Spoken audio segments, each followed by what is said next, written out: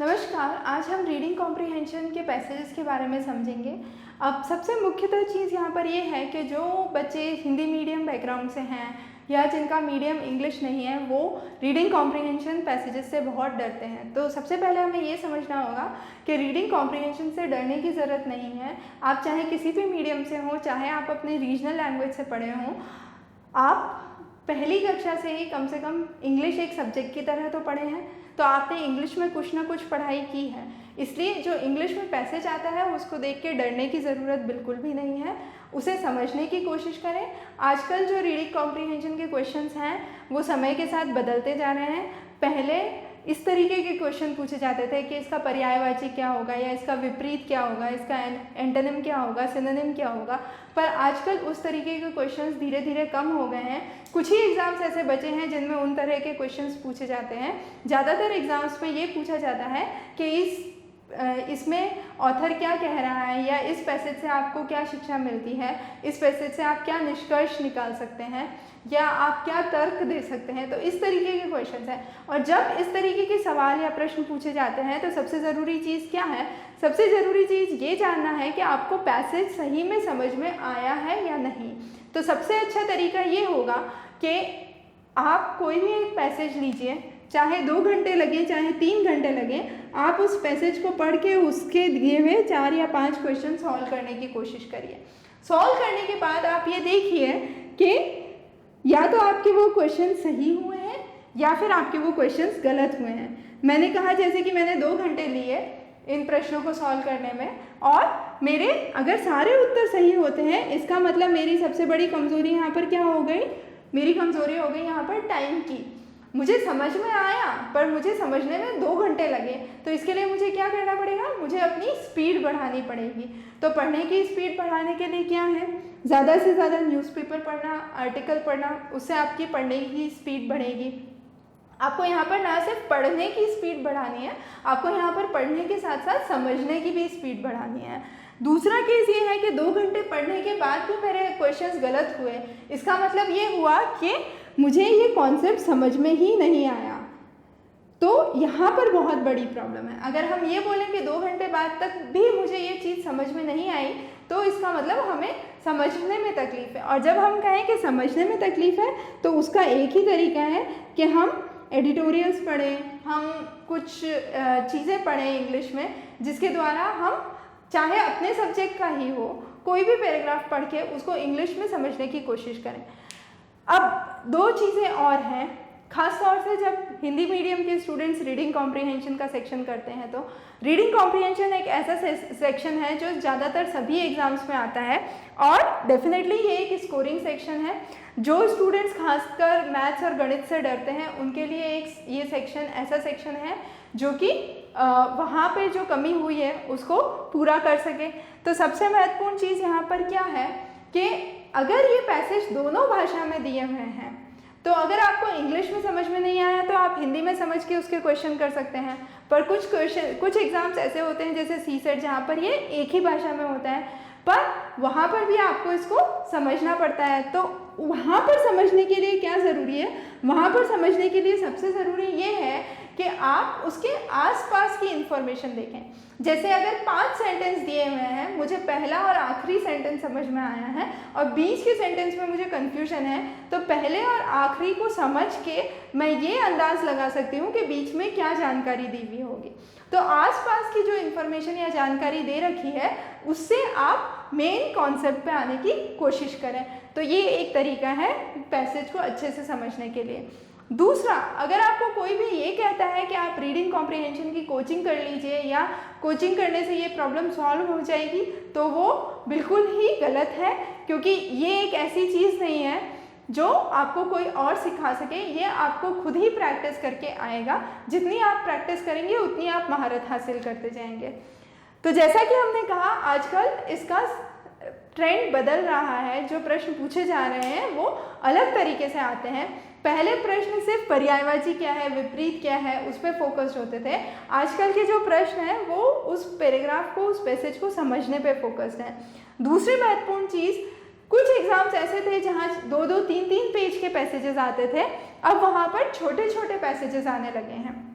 जब छोटे छोटे पैसेजेस आते हैं तो उनकी लैंग्वेज उतनी सिंपल नहीं होती, उतनी सरल नहीं होती जितनी कि बड़े पैसेजेस की होती है, पर क्योंकि वो पैसेज छोटे हैं आप उन पे ज़्यादा टाइम दे सकते हैं और उनको ज़्यादा अच्छे से सॉल्व कर सकते हैं। तो आपके लिए ये हर हालत में फ़ायदेमंद है कि बड़े पैसेज आने की जगह छोटे पैसेज हो, तो छोटे पैसेज को समझने में आप ज़्यादा टाइम दे सकते हैं, बड़े पैसेज को आपको पढ़ने में ही उतना टाइम चला जाएगा, तो आपको क्वेश्चंस करने के लिए और कम टाइम मिलेगा। अब 4 तरह की चीज़ें पैसेज में ज़्यादातर पूछी जाती हैं। एक तो डायरेक्ट चीज़ कि भारत का एरिया कितना है, जनसंख्या घनत्व कितना है, जो पैसेज में दे रखा है उस तरह की इंफॉर्मेशन डायरेक्ट पूछी जाए। ये ट्रेंड आजकल कम होता जा रहा है, इस तरीके के क्वेश्चंस आजकल कम पूछे जाते हैं। दूसरा है डिराइव्ड मतलब कि एक चीज़ दे रखी है उससे आपको दूसरी चीज़ निकालनी है। जैसे 4 लोगों की उम्र दे रखी है और आपको औसतन उम्र निकालनी है या एवरेज एज निकालनी है, तो वो एक तरीके का डिराइव्ड पैसेज है जिसमें आपको इन्फॉर्मेशन दे रखी है और आपको कुछ डिराइव करना है। तीसरा है एनालिटिकल, जिसमें ऑथर क्या कहना चाहता है या लेखक क्या कहना चाहता है वो हम समझते हैं, तो ऑथर्स टोन इम्पॉर्टेंट है। चौथा है सिंथेसाइज इन्फॉर्मेशन, मतलब पैसेज में जो इन्फॉर्मेशन दे रखी है उसके बेसिस पे कोई नई जानकारी बनाना या कोई नई इन्फॉर्मेशन लाना। ये आपको तब तक नहीं करना है जब तक क्वेश्चन में सीधे सीधे पूछा ना गया हो। अगर क्वेश्चन में सीधे सीधे पूछा ना गया है तो आपको कोई एडिशनल इन्फॉर्मेशन, कोई एक्स्ट्रा जानकारी उसमें डालने की ज़रूरत नहीं है, भले ही आपको उसके बारे में बहुत कुछ पता हो। अब रीडिंग कॉम्प्रिहेंशन के क्वेश्चंस को किस तरीके से अप्रोच किया जाता है या किस तरीके से सॉल्व करना अच्छा रहता है। अब अलग अलग लोग अलग अलग तरह की आपको सलाह दे सकते हैं, पर ये ध्यान रखिए हर आदमी यूनिक है, हर आदमी अपने तरीके से प्रॉब्लम सॉल्व करता है, तो ये ज़रूरी नहीं है कि जो मैं तरीका बताऊँ वो आपके लिए सबसे अच्छा हो। तो अपन यहाँ दोनों तरीक़ों की बात करेंगे। आपको ये देखना है कि आप किस में ज़्यादा कंफर्टेबल हैं या आपको कौन सा ज़्यादा बेहतर लगता है। तो पहला तरीका तो ये होता है कि आप क्वेश्चन पढ़ें पहले और फिर पैसेज पढ़ें। क्वेश्चन जब आप पढ़ते हैं तो आपको ये पता चल जाता है कि किस किस चीज़ के बारे में पूछा गया है, तो जब आप पैसेज पढ़ेंगे तो आप उन चीज़ों को मार्क कर सकते हैं। हमेशा रीडिंग कॉम्प्रिहेंशन के क्वेश्चंस में मार्क करिए या अंडरलाइन करिए या किसी भी तरीके से उसको बचे हुए पैसेज से भिन्न कर दीजिए, ताकि आपको बार बार पैसेज में जाके ढूंढना ना पड़े कि क्या चीज़ मैंने पढ़ी थी और अब नहीं मिल रही। तो वो अगर हो गया तो आपका बहुत ज़्यादा टाइम उसी में चला जाएगा। दूसरा है, कुछ तरीके के लोग ऐसे होते हैं जो ये सोचते हैं कि एक बार पैसेज अच्छे से पढ़ लें, समझ लें, उसके बाद ही क्वेश्चन देखेंगे, तो वो भी सही तरीका है। कुछ लोग उसमें ज़्यादा कंफर्टेबल होते हैं क्योंकि उनको लगता है कि एक बार पैसेज समझ लिया तो क्वेश्चन चाहे कुछ भी हो सॉल्व तो कर ही लेंगे। तो दोनों तरीके से आप चल सकते हैं। अगर आप क्वेश्चंस पहले देखना चाहते हैं तो उसके लिए भी एक सुझाव है कि सबसे पहले सीधा क्वेश्चन ना देखें, एक बार पैसेज को ऊपरी सरसरी निगाह से देख लें तो आपको मोटा मोटा पता चल जाएगा कि पैसेज में किस चीज़ की बात कही गई है। उसके बाद आप क्वेश्चंस ध्यान से देखें और वापस पैसेज पढ़ें। सबसे महत्वपूर्ण चीज़ जो हम यहाँ देखेंगे वो ये है कि पैसेज का मूल समझना, मूल मतलब क्रुक्स, क्या जानकारी हमें सबसे महत्वपूर्ण पैसेज से मिल रही है वो समझना। और 2 चीज़ें हैं जो कि आपको रीडिंग कॉम्प्रिहेंशन में कभी नहीं भूलनी है। पहला तो आपको भले ही उस टॉपिक के बारे में कितनी भी जानकारी हो, आपको कोई भी एक्स्ट्रा इन्फॉर्मेशन उसमें डालनी नहीं है। आपको लगता है कि ये सही है, मैंने पढ़ा है, ऐसा होना चाहिए, उसके बेसिस पे अगर आप आंसर करेंगे तो आपका आंसर गलत ही होगा।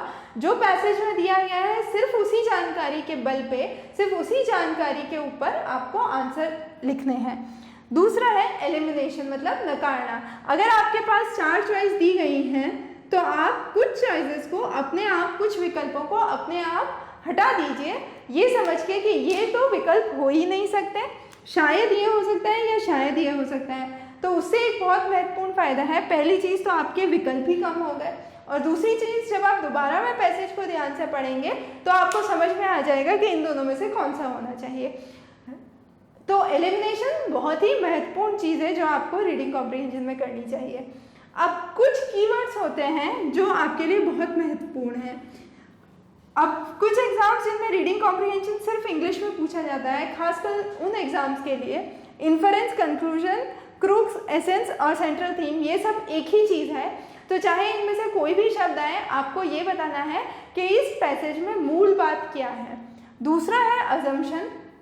अजम्पशन में हम आपको ये बताना है कि इस चीज़ को समझने के लिए उसकी खास चीज़ क्या है। तो जो अंडरलाइंग प्रिंसिपल है जिसके बेसिस पे आप उसको समझ रहे हो वो अजम्पशन हो गया। और सबसे आखिर है, कई बार आपसे तर्क पूछा जाता है कि आप तर्क दीजिए कि ये सही है या नहीं, तो आप उसको सपोर्ट कर रहे हैं या नहीं। तो इस तरीके के क्वेश्चंस पूछे जाते हैं। तो ये ध्यान में रखना बहुत ज़रूरी है। ये तीनों अलग चीज़ें हैं। एक में तो आपको फाइनल बताना है कि ये इसका खास बात या इसकी मूल बात ये है। दूसरे में आप ये बता रहे हो कि इसके बेसिस पे हम ये कह सकते हैं कि इसका कंक्लूजन ये होगा। और तीसरे में आप उसको सही बताने के लिए आप अपने तर्क रख रहे हो। तो इसको एक और तरीके से हम ऐसे समझ सकते हैं कि हम सौर मंडल की बात करें तो बीच में क्या है, सूर्य है और आसपास हमारे सारे प्लैनेट्स हैं। तो जैसे कि बीच में सूर्य है, उसी तरीके से हर पैसेज में बीच में एक मेन चीज़ है या एक सेंटर फोकस है, उसके आसपास सारी बातें घूम रही हैं। तो जैसे कि अगर हम अगला एग्जाम्पल लेते हैं, यहाँ पर 2016 के एग्ज़ाम से ही आया हुआ है ये प्रश्न। तो इसमें हम देखेंगे तो ये ग्रीन रेवोल्यूशन पे है और इसमें दूसरी लाइन पे लिखा हुआ है green revolution is a mixed blessing, मतलब मिला जुला ब्लेसिंग है। अब जैसे ही हमने बोला मिक्स्ड ब्लेसिंग, हमें यहीं पे समझ जाना है कि ग्रीन रेवोल्यूशन के हम यहाँ पर फ़ायदे की भी बात कर रहे हैं और नुकसान की भी बात कर रहे हैं, हम एडवांटेजेस की भी बात कर रहे हैं और डिसएडवांटेजेस की भी बात कर रहे हैं। तो इस पूरे पैसेज का सेंटर क्या हो गया, ग्रीन रेवोल्यूशन। और जितनी भी बातें इसमें कही गई हैं वो सब क्या है, ग्रीन रेवोल्यूशन के आसपास जाएंगी। अब इसमें ये पहली चीज़, क्योंकि हमने यहीं पे समझ लिया कि ये मिक्स्ड ब्लेसिंग है, और दूसरा we are witnessing a dangerous dwindling of biodiversity in our food supply, मतलब जो भी बायोडाइवर्सिटी है वो हमारी फूड सप्लाई में परिवर्तित, उसमें हमें बदलाव दिख रहा है। तो वो चीज़ हम यहाँ पर समझ रहे हैं। तो अब ये दोनों चीज़ इस पूरे पैसेज की मूल बातें हैं। तो जब हम कहते हैं कि एडवांटेजेस दिए गए हैं और डिसएडवांटेजेस दिए गए हैं, तो आप ये देखिए कि ये एक सेंटेंस में एडवांटेजेस है, अगले सेंटेंस में डिसएडवांटेज है। पहले सेंटेंस में ये कहा रखा है कि मोनोक्रॉपिंग किया या आपने एक ही फसल उगाई तो उससे क्या होगा, उससे जेनेटिक यूनिफॉर्मिटी बढ़ेगी, तो खेती बढ़ेगी, ज़्यादा उत्पादन होगा और इमीडिएटली आप किसी की भूख मिटा सकते हैं। पर दूसरी तरफ उससे आपको जेनेटिकली कमज़ोर क्रॉप्स मिलेंगी, और क्योंकि ये जेनेटिकली कमज़ोर क्रॉप होंगी तो क्या होगा, ये कमज़ोर फसल होने के कारण इस पर फर्टिलाइज़र और पेस्टिसाइड का खर्चा ज़्यादा होगा। तो ये इसकी नेगेटिव चीज़ हो गई और ये इसकी पॉजिटिव चीज़ हो गई। पर मोटा मोटा हम ये कहने जा रहे हैं कि ग्रीन रेवोल्यूशन के फ़ायदे भी हुए हैं और नुकसान भी हुए हैं। तो अब क्वेश्चन में जैसे ये पूछा गया है which is the most logical and critical inference, तो हमें ये समझना है कि सबसे महत्वपूर्ण चीज़ क्या है जो हम रीडिंग कॉम्प्रिहेंशन पैसेज से समझ सकते हैं। तो हम बी और सी को तो सीधा ही नकार सकते हैं क्योंकि इसमें सिर्फ मोनोक्रॉपिंग के बारे में बताया गया है और मोनोक्रॉपिंग हमारी मेन थीम नहीं है, मेन फोकस नहीं है। दूसरा ये कहा गया है कि एग्रीकल्चरल प्रैक्टिसेस जो हैं वो फर्टिलाइज़र और पेस्टिसाइड पे डिपेंड हो गई हैं ग्रीन रेवोल्यूशन के चलते। तो ये उसके अंडरलाइंग कॉन्सेप्ट है, ये एक अजम्पशन है जिसके बेसिस पे हमने वो बात कही थी, पर ये हमारे पैसेज का कंक्लूजन नहीं है। तो अगर अजम्पशन पूछा जाता तो ये सही होता, पर हमसे पूछा गया है कि कंक्लूजन या इन्फरेंस क्या है, इस पैसेज से हमें क्या शिक्षा मिलती है। तो हम ये कहेंगे कि green revolution can pose a threat to biodiversity in food supply and food security in the long run, मतलब लंबे काल में फूड सिक्योरिटी की प्रॉब्लम हो सकती है क्योंकि जेनेटिकली वीक क्रॉप्स आएंगी, जेनेटिकली वीक क्रॉप्स आएंगी तो उस पर एक्सपेंस ज़्यादा होगा और दूसरी प्रॉब्लम्स उससे जुड़ी हुई रहेंगी। तो ये चीज़ है कि ग्रीन रेवोल्यूशन के फ़ायदे भी हैं और नुकसान भी हैं जो कि हमें इस सेक्शन से समझ में आ रहा है। अगला पैसेज हम एक और लेते हैं जो अर्बन सैनिटेशन के बारे में बताता है। अब इसमें ये खास बात कही गई है कि जो सेफ सैनिटेशन है वो उसके फ़ायदे सबसे ज़्यादा वुमेन और गर्ल्स को मिले हैं। और सबसे इम्पॉर्टेंट चीज़ कि जब हम अर्बन सैनिटेशन की बात करते हैं तो ये दोनों नाम पिक्चर में नहीं आते हैं, पर दूसरी इम्पॉर्टेंट चीज़ जो हम यहाँ पर कह रहे हैं वो ये है कि हमारा मुख्य फोकस क्या है, हमारा केंद्र बिंदु ये है कि मैनुअल स्कैवेंजिंग खत्म हो जाए, मैनुअल स्कैवेंजिंग अबॉलिश हो जाए। तो जब ये पैसेज के क्वेश्चंस हम देखेंगे तो यहाँ पर हमें कुछ वर्ड्स का ध्यान रखना पड़ेगा। कई बार एक्सट्रीम वर्ड्स दिए हुए होते हैं जैसे ओनली, यहाँ पर ये स्टेटमेंट दिया गया है कि urban sanitation problem can be fully solve by abolition of manual scavenging only.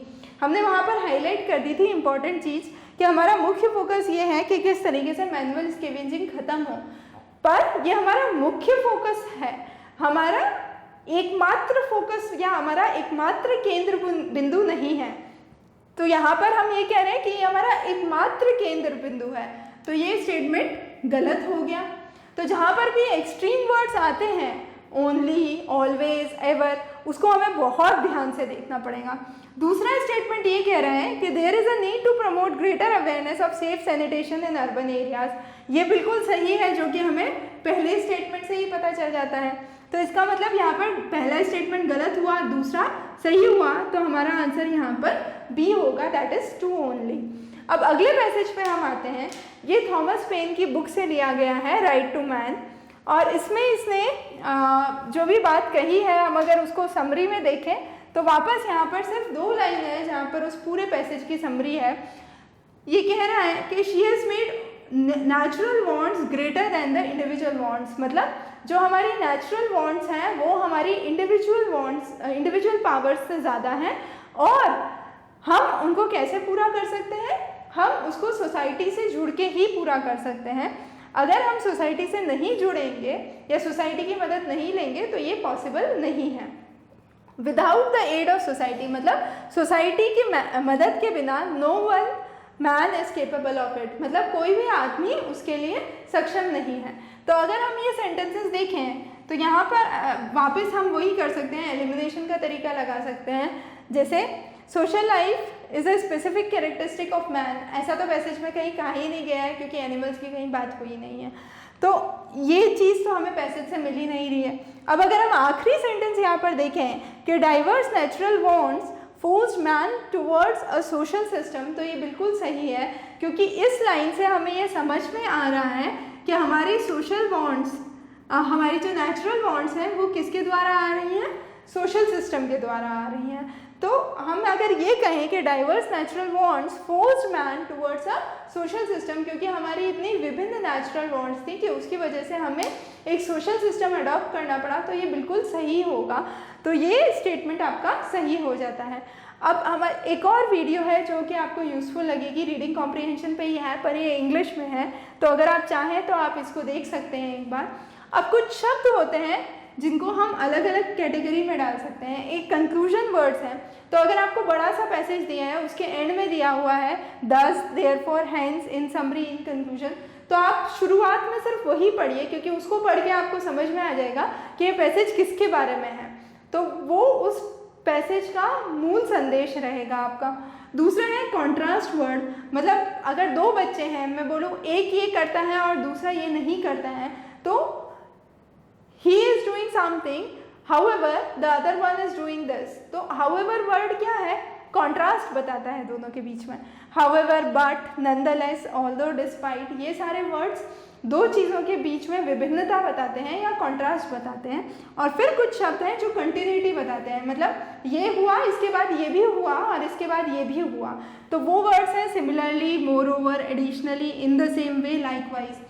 तो जब ये वर्ड्स काम में आते हैं तो हम पैसेज को और आगे उसी लय में बढ़ा रहे हैं। अगर हम एडवांटेजेस बोल रहे हैं तो वो एडवांटेजेस ही और चले जाएंगे। तो ये हो गया कंटिन्यूटी वर्ड्स। तो इस तरीके से कुछ कीवर्ड्स होते हैं जो आपको ध्यान में रखना है।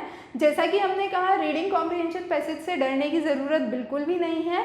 आपने शुरू से कुछ ना कुछ थोड़ा बहुत तो इंग्लिश में पढ़ा ही है, तो ये भी सिर्फ उसी तरीके का है।